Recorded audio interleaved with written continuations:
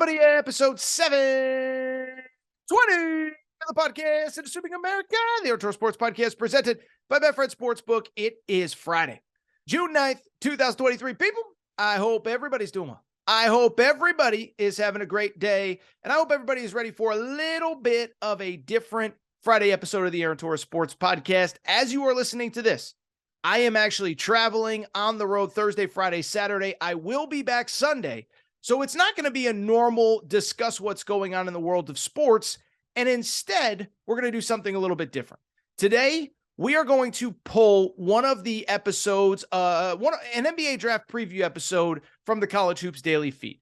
If you've listened to this podcast, I've told you, Zac Krull, a young College Hoops writer, very talented young guy, works for me at Aaron Torres Media. He has his own podcast called the College Hoops Daily, and I have joined him pretty regularly to talk the NBA draft and some of the big storylines going into the 2023 NBA draft. We talked Victor Wembanyama. We talked Brandon Miller versus Scoot Henderson at number 2. We've talked Anthony Black from Arkansas, and we're going to hit on a couple other guys here over the course of the next couple weeks in the lead up to the draft. But what I decided to do, since I can't record a show today, Friday, is that we have pulled the audio from the Victor Wembanyama conversation from about 10 or so days ago. We recorded shortly after the NBA draft deadline. So we talked about Wembanyama. Is it going to work? Is he too skinny? Is he going to stay healthy? How does he fit with the Spurs? All that good stuff. About a 25, 30-minute conversation about Victor Wembanyama. And that's what we're going to do for today's show. Obviously, if you enjoy it, please go to the College Hoops Daily feed, catch up on all of the other episodes that we've done. But for today, the focus is going to be on Wembanyama. And then obviously next Monday, I will be back. And that is when we will catch up on everything else going on in the world of sports. So I suspect at that point, we'll probably be able to put a close on the portal. Grant Nelson visiting Alabama and Arkansas this week. Cam Spencer just committed to UConn. We'll talk about that. Maybe some Big 12 expansion stuff. I am hearing behind the scenes that things are starting to move here pretty quickly. So we're going to spend a lot of time on Monday recapping everything that happened Thursday, Friday, Saturday, Sunday. But for today, the focus is on Victor Wembanyama. Again, this is a segment and a conversation from the College Hoops Daily podcast with Zac Krull on Victor Wembanyama.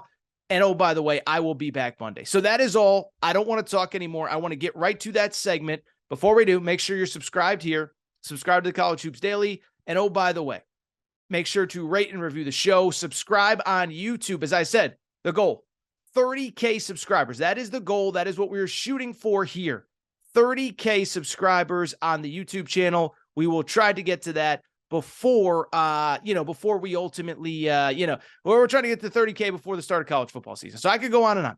But that's all for this segment. That is all for right now. Now, let's toss it over to the College Hoops Daily with Zac Krull as myself, Aaron Torres, and Zach break down Victor Wembanyama's strengths, weaknesses, etc. And oh, by the way, I'll be back Monday, and you better believe there's going to be a lot to talk about. We're getting back to the show in a minute, but before we do, I want to welcome back our presenting sponsor, Betfred Sportsbook, and the Betfred Sportsbook app. The NBA playoffs are here, and nobody has you covered quite like Betfred. By now, you know Betfred's story. Started in 1967 in the UK. Over 1,200 shops in the UK. They have since come to the United States and made a major splash. They are not only the presenting sponsor of the Aaron Torres podcast and all things Aaron Torres Media, but also the Cincinnati Bengals, the Colorado Rockies, the Denver Broncos. And what I love about Betfred Sportsbook is that nobody takes care of their customers quite like Betfred. You've seen the Betfred Sportsbook suite at Bengals games. It is hopping. We have sent listeners of this show to Denver Broncos VIP tailgates. Betfred bettors have thrown out first pitches at Colorado Rockies games. Again, nobody takes care of you like Betfred Sportsbook does. And here is what they are doing for the NBA playoffs. How about this for a deal? Bet $50 on any game all playoffs long. Get up to $1,111 in free bets. Here's how it works. Download the Betfred Sportsbook app. Bet $50 on any game. You automatically get $111 in free bets. But beyond that, here is what else Betfred does for you. They're going to give you up to $200 in insurance for the first 5 weeks that you're a Betfred customer. So maybe you make a bad pick. We all do. We've all been there. Trust me. You followed my picks in March Madness. It happens. So you bet 200, doesn't work out, get 200 insurance for the first 5 weeks that you are a Betfred customer, equating up to $1,111 in free bets thanks to Betfred. Again, nobody takes care of you like Betfred does. Love working with them. They are the presenting sponsor of the Aaron Torres pod. Tell them Torres sent you. Download the Betfred Sportsbook app right now.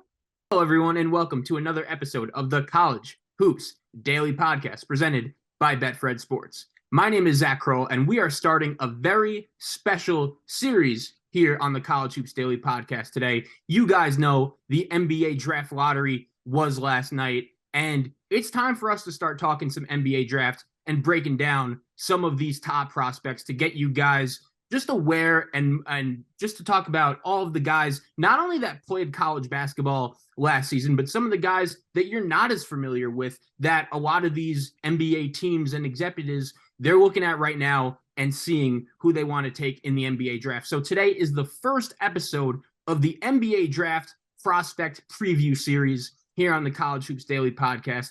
I'm really looking forward to talking to you guys about some of these prospects and why exactly they're going to go so high in the draft, what we think about their future in the NBA going forward. The NBA playoffs are going on right now as well. There's been a lot of really good basketball on competitive. The Eastern Conference Finals will get started tonight. I'm really looking forward to that, but I'm not doing it alone. My guy, Aaron Torres, the host and founder of Aaron Torres Media, the Aaron Torres Podcast, joining us. AT, what's going on? Thank you so much for joining us today. Not much, man. Well, first of all, thank you for hosting, for doing all this. And yeah, I think like us as college hoops guys, like covering the sport, being around the sport, I think we can obviously give really good insight on everybody, but obviously the majority of the guys we'll be talking about, we obviously covered during college basketball. But, you know, this year we can't dance around. Well, maybe we can start with Brandon Miller or Anthony Black or Cason Wallace. Like, we know who's going number one. And even though it isn't a guy that we covered in college, we'd be remiss if we obviously were not starting by talking a little Victor Wembanyama. So, yeah, so for about the past 12 months, this guy has really been the consensus number one overall prospect. One thing, just looking at his resume and all of the basketball he's been playing throughout the past few years, he's been playing in the top league in France. It's called the Pro A, and he made his debut professionally at age 15. And that's one thing that really stood out to me. Like, we know in here in the United States, they have the G League Ignite program where straight out of high school, you would be playing against seasoned veterans, guys that have been playing in the NBA for a decade or more. And that's one thing about Wembanyama that really stood out to me right away. We also know that the San Antonio Spurs, they're going to be the team with the number one overall pick. They win the draft lottery last night. There were two other teams that had a 14% chance of winning the lottery along with San Antonio. They were Charlotte and Houston. Charlotte has the number 2 pick. Portland will have number 3. Houston will have number 4. And Detroit will have the number 5 overall pick.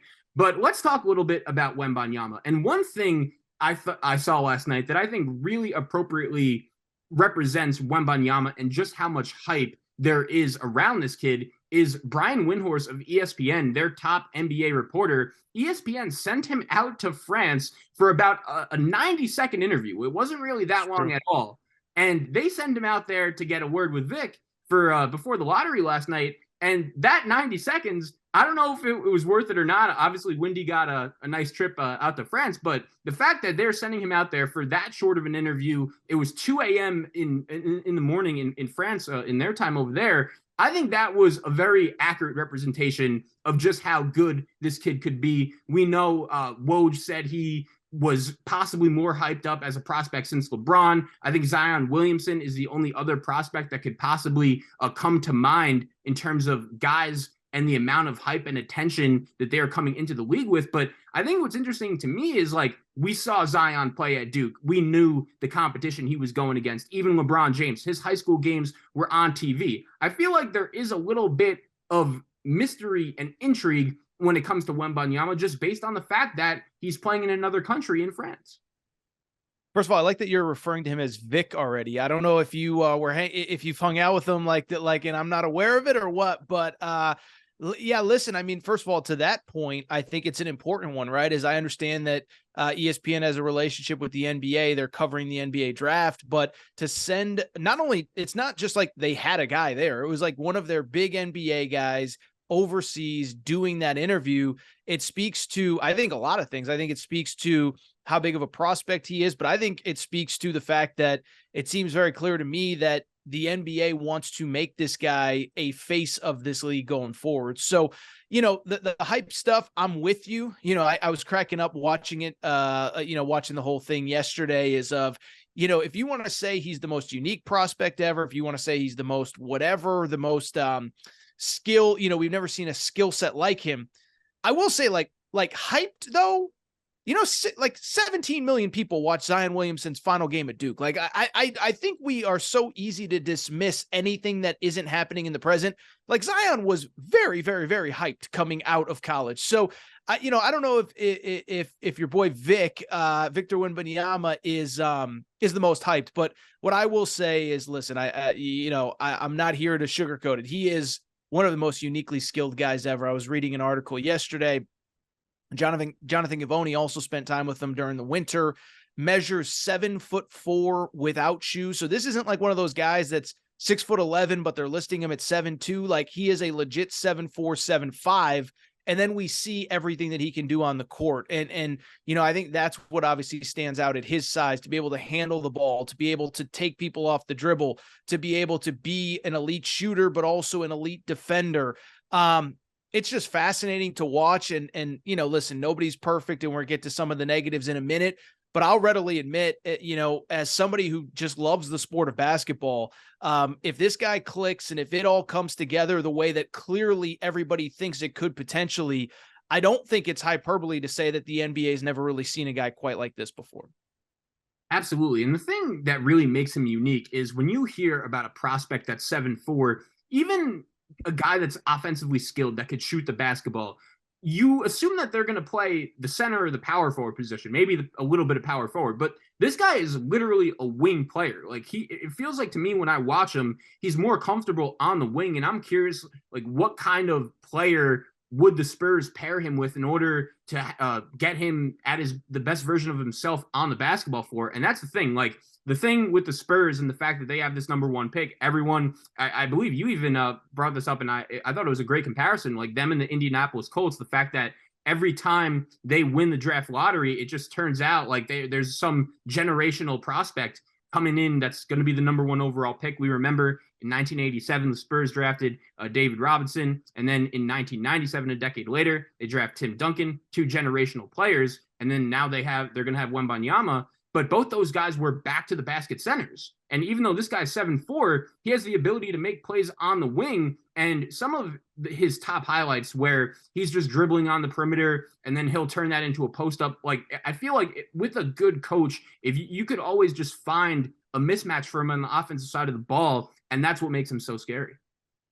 It is. And I will say, like, I was ready prior to the NBA draft lottery. And this is why, context matters. Like I was ready to really focus a lot of what we did today and a lot of what I did on my show with some of the concerns that I have. But what I would also say is, seeing that he is going to San Antonio, like, I don't know exactly how they plan on using him. And they obviously have good wing play with Keldon Johnson and guys like that. But like, that is an organization that I trust to get the most out of this guy. And it's so interesting. And I talked about this on my show on Wednesday, is like, a lot like the draft in nature is like designed to send the best players to the worst teams. And oftentimes the worst teams are the worst teams for a reason: bad ownership, bad management, bad coaching, bad culture, bad whatever. And it is like cool and refreshing that a kid of this capability is going to a place with the structure of San Antonio, because, we think about all these guys that got drafted to the wrong spot, and you wonder, well, if it had been a little bit different, what could have happened? I mean, on my show the other day, I was talking about, Anthony Davis, like, guy won one playoff series his entire time in New Orleans because they could never really find the right pieces around him. There's other guys. I can't think of anybody off the top of my head. But the NFL is the same way. Major League Baseball, I'm sure, is the same way too. So that's the thing that's really cool to me, is like, I can't speak definitively to like, or I think they're smart enough to probably not just stick him in the post and say, hey, this is 1997 all over again with Tim Duncan. But I just like that he's going to a place that they have the infrastructure in place, that they've developed guys like him. That I just think it's going to be, they're going to put him in a position to succeed. And obviously, again, we'll talk about injuries and this and that and the other thing, because a guy his size, historically, it has not turned out well.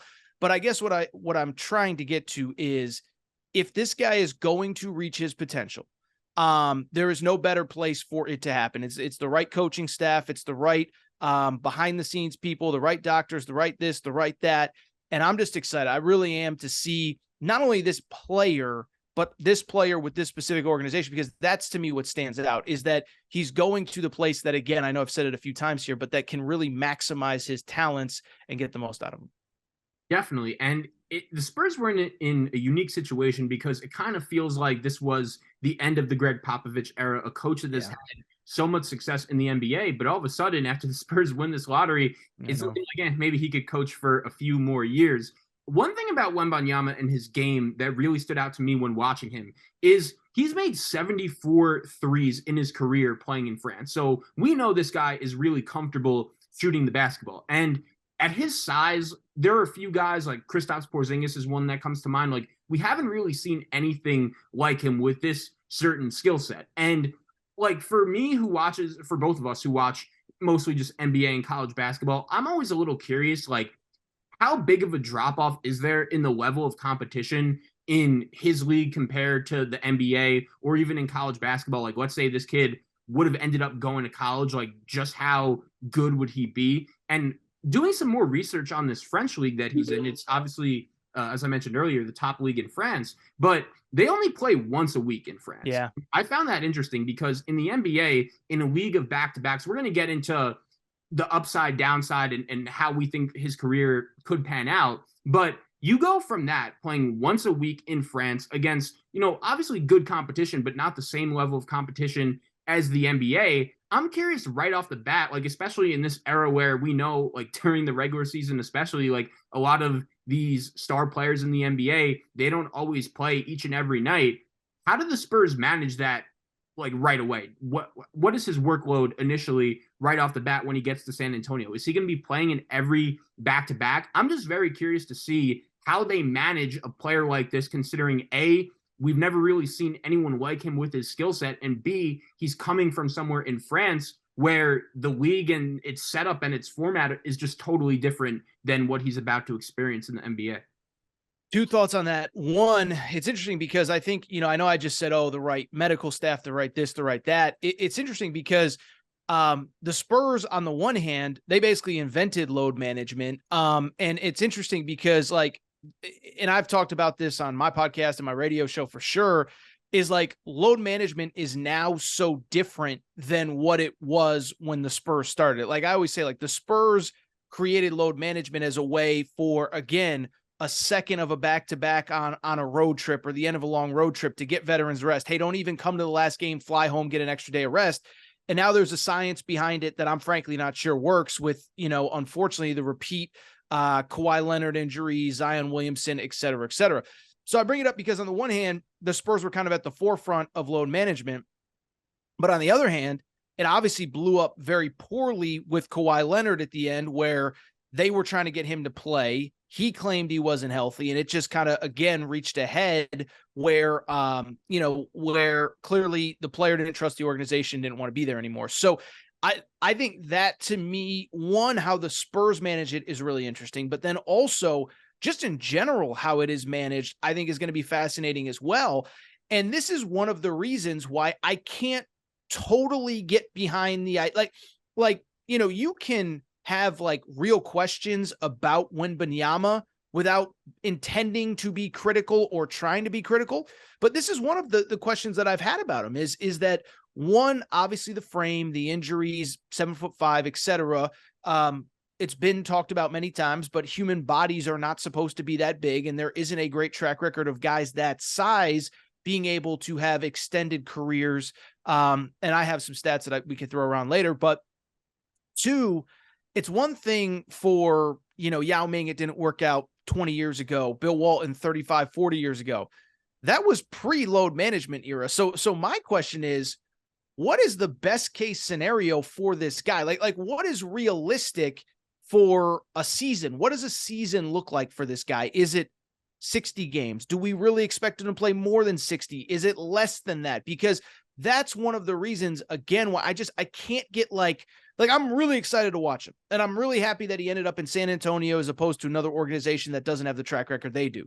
But it's also like when you hear, to your point, what Woj said about generational and, Jay Billis, our buddy, our college basketball. Well, if he was in this draft with LeBron, I couldn't take LeBron first. And it's like, okay, I get it. Like everybody's trying to one up each other right now. That sounds great. But in this load management era, in the world that we live in, I just don't know I don't even know forget how he plays, all that. I just don't know what's realistic in terms of how much he plays, how cautious they are. To your point, playing one time a week, does that mean that they're going to ease him in, or are they going to expect him to play 82 games if he feels healthy and ready to go? So, and then, oh, by the way, there's, he's got his own personal trainers, and how does that jive with the San Antonio Spurs? So there is a lot of positives. I am not in any way intending to say that there are not, or that I'm rooting against them, or I'm rooting for something bad to happen. But I do think it is fair to ask real questions about what's realistic in terms of how much he plays, how often he plays, how early he plays, things like that. Yeah, so Wembanyama, he is standing at 7'4" without shoes, like you mentioned, but he's 230 pounds. And Chet Holmgren out of Gonzaga was a guy with not the exact same body type, but he was even skinnier, 200 pounds. He had a fluke injury in the summer. He still has yet to play 1 game, 1 second in the NBA. And in terms of like the expectations and what they should be for Wembanyama, I think that's a really good point. One question I heard in the last 24 hours that honestly I'm still thinking about is how many teams in the NBA right now would trade their best player for a guy like this? And I feel like you could really lean in either direction, obviously depending on who your best player is. But it's like, okay, you see the potential, it's clearly there. And if things do work out, there's no doubt about it, this kid is going to be a home run, especially, as we've mentioned, in a place like San Antonio, where compared to some of the other options he could have went, that's probably a really good destination. But at the same time, when it comes to his body type, when it comes to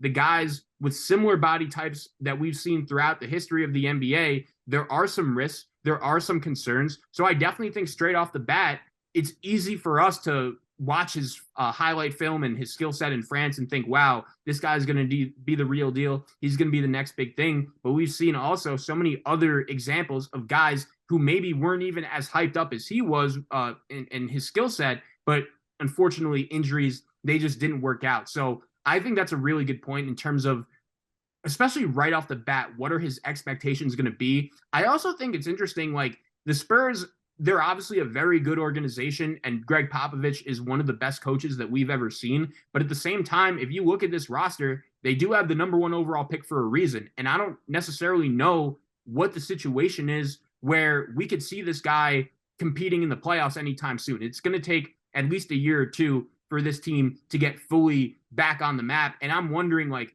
do they take that time to really just see what they have and see what kind of players would fit best around him?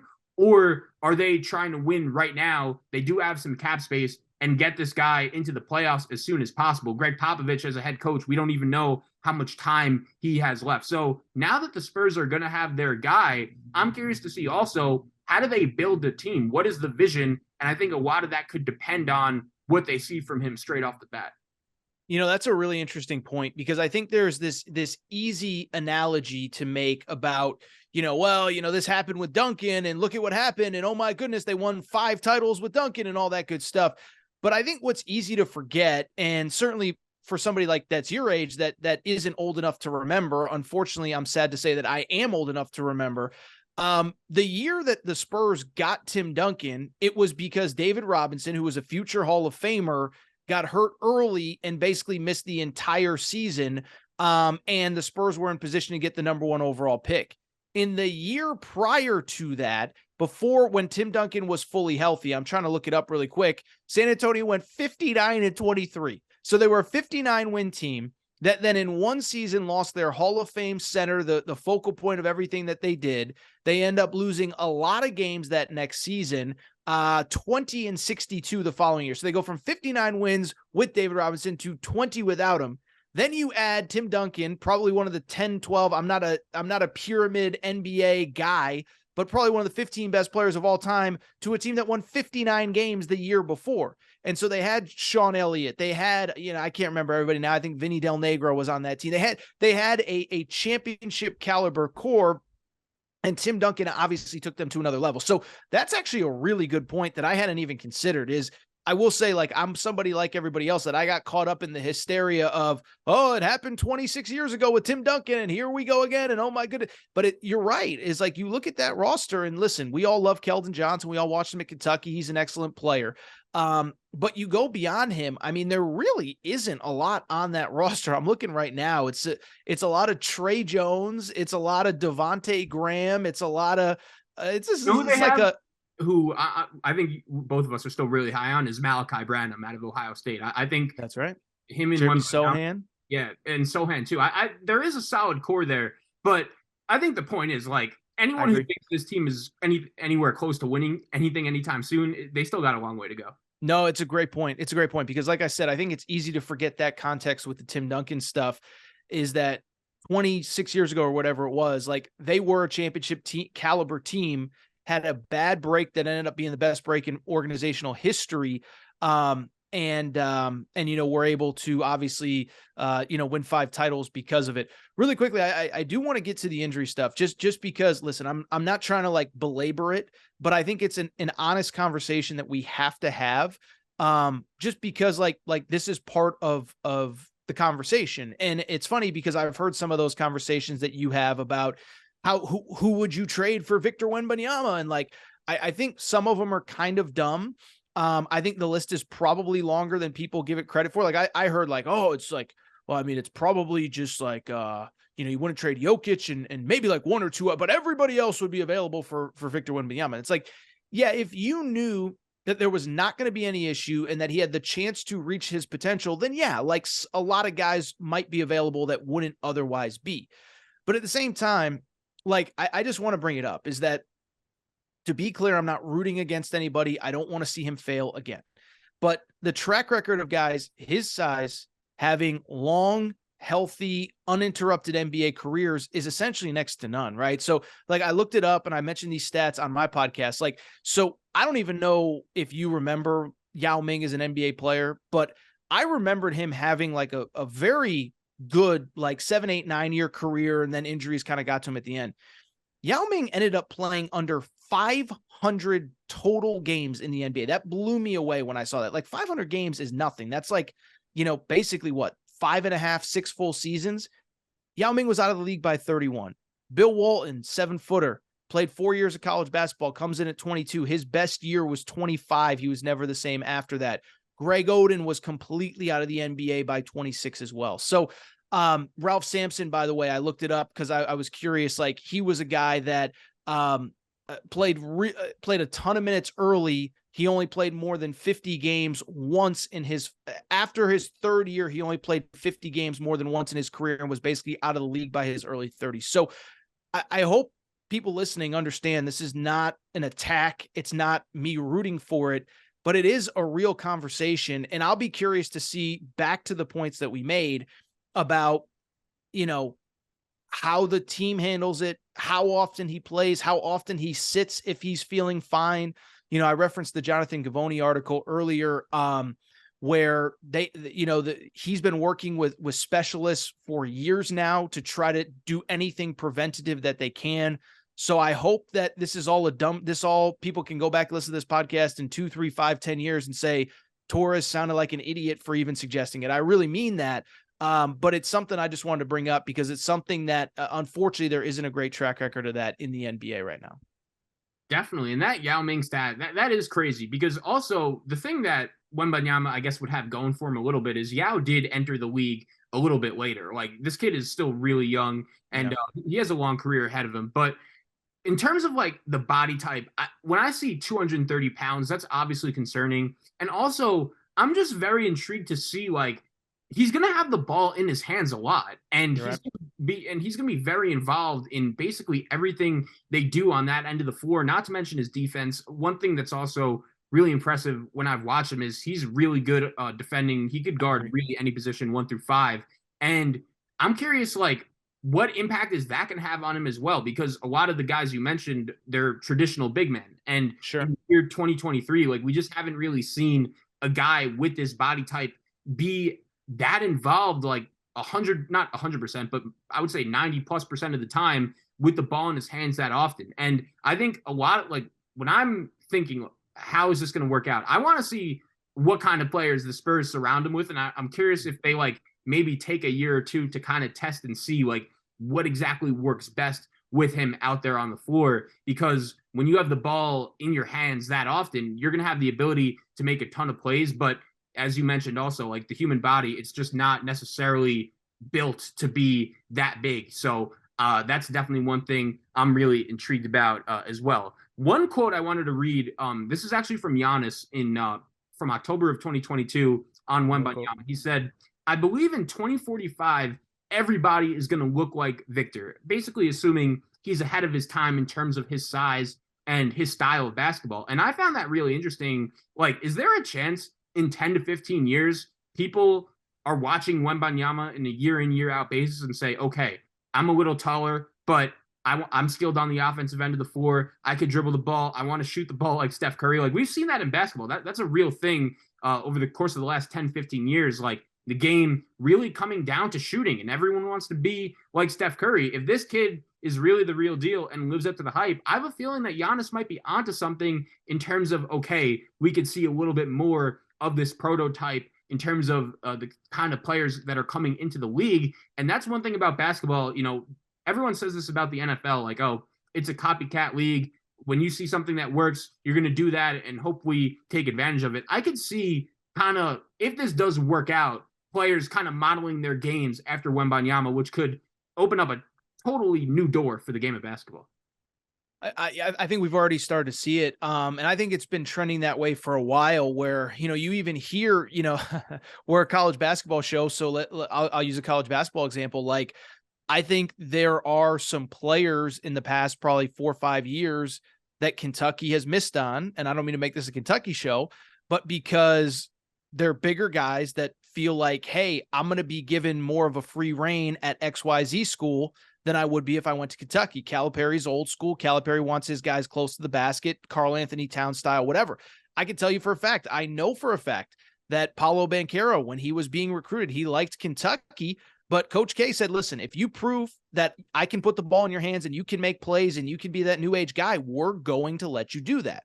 Now, it's a credit to Paolo for developing that skill set, but I don't know if that's something that, like, John Calipari might have said it, but when push came to shove, I don't know if he actually would have let him do that. So Paolo's just one example, and he's 6'8", 6'9". He's certainly not 7'5", but there is to me something to that. Now, I don't know if the NBA is going to be entirely dudes that are 7'5", just jacking threes from 32 feet away or anything like that.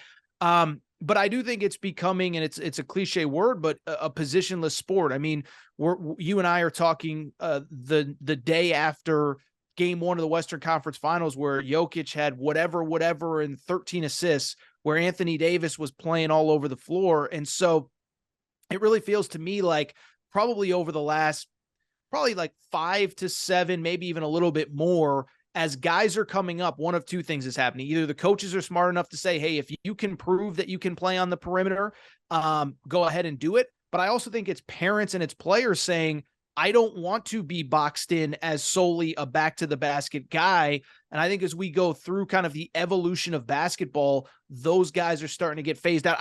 I appreciate Giannis's quote. I don't think the entire league in 22 years is going to be all 7'5" dudes just putting the ball between their legs and dunking from the foul line. But I think the position itself, if you even want to call it a position, is definitely changing. Absolutely. And when it comes to Wembanyama and what he's done in France, again, he's been playing in that top league in France. It's called Pro A. He's in his 3rd year. He's been doing it since he was 15 years old. And this past season, when he, of course, blew up, he led the league in scoring, rebounding, and block shots. So this kid, he's clearly taken over that league. and I'm really excited to watch him in the NBA. But AT, before we get out of here, any last thoughts on Victor Wembanyama? No, I hope from the listener's perspective, I didn't come off as too negative, kind of talking about the injuries and stuff, because I'm excited to see this guy and I hope it works. But no, the talent is through the roof, to be able to do the things with the ball. To your point, like he can go in the post and get a bucket. Like it's not as though he's a guy that's afraid of contact or whatever, but to have the skill set that he does, I'm just excited to watch. And, you and I watch more college than the NBA during the regular season, but obviously can't wait to see this kid. Hopefully it's summer league. And then more importantly, when the season kicks off next October. So anything from you? Did we miss anything or did I miss anything?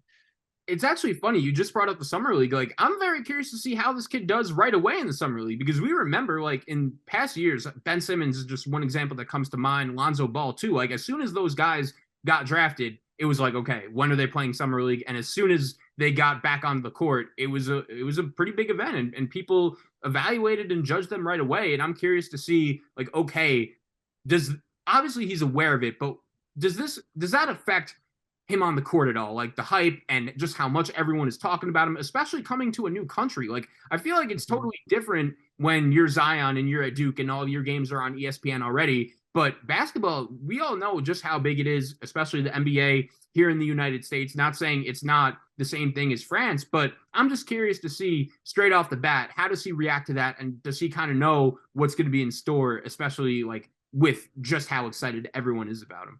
Yeah, and one thing I would say is it'll be interesting to see how he's even used in the summer league. Summer league, from what I remember, and I'm not a watch every game kind of guy, but it feels like most teams, they put their stars out that first day, maybe a second game, and then most guys do get shut down just because, hey, like we don't need you getting hurt in Vegas. So it'll be curious to see how it plays out. But I hope the Spurs at least get him out there for one or two games, because yeah, I don't, to back to the Woj quotes, like I don't think it's hyperbole to say it would probably be maybe the most watched summer league game, at least since Zion, if not longer. So I hope we get to see him at least in the summer league, give us a little taste before the season starts next year.